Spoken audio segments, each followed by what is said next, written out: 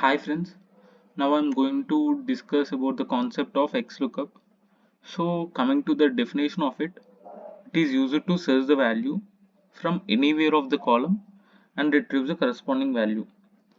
So I'll be explaining you with an example now. So here I want to retrieve the product name using the lookup value of customer ID. So I have taken the customer ID as 2 here.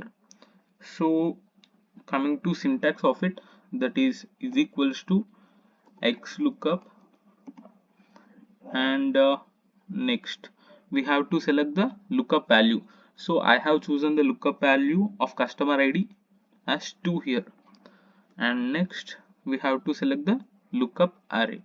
So I'll be selecting the entire column of customer ID here, and next we have to select the return array. So here I want to retrieve the product name, so I'll be selecting the column of product name, and we'll be closing the brackets, and here is the output. So here you can see we have got the output as product B here. And also let me say some advantages of Xlookup here.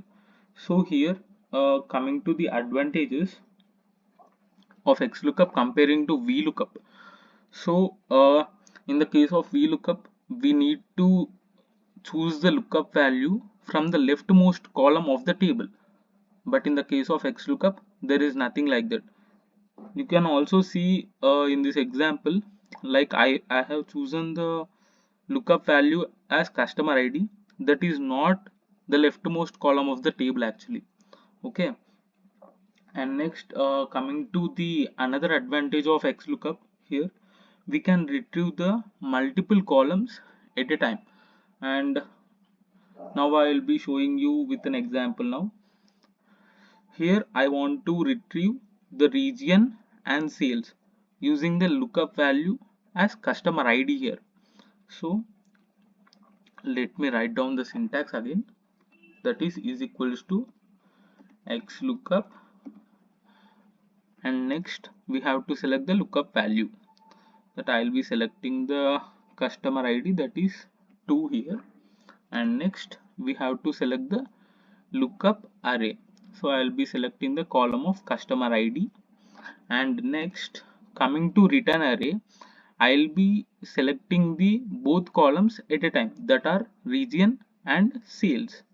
So I have selected the columns of region and sales at a time, and I'll be closing the brackets.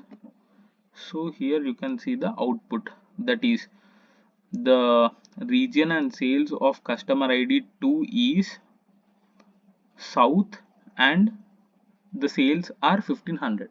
So this is the advantage of Xlookup. And the next advantage is, if we add like if we modify the table, like if we add rows or if we add columns in the middle of the table, there is no change in output here, and that is the major advantage of Xlookup here.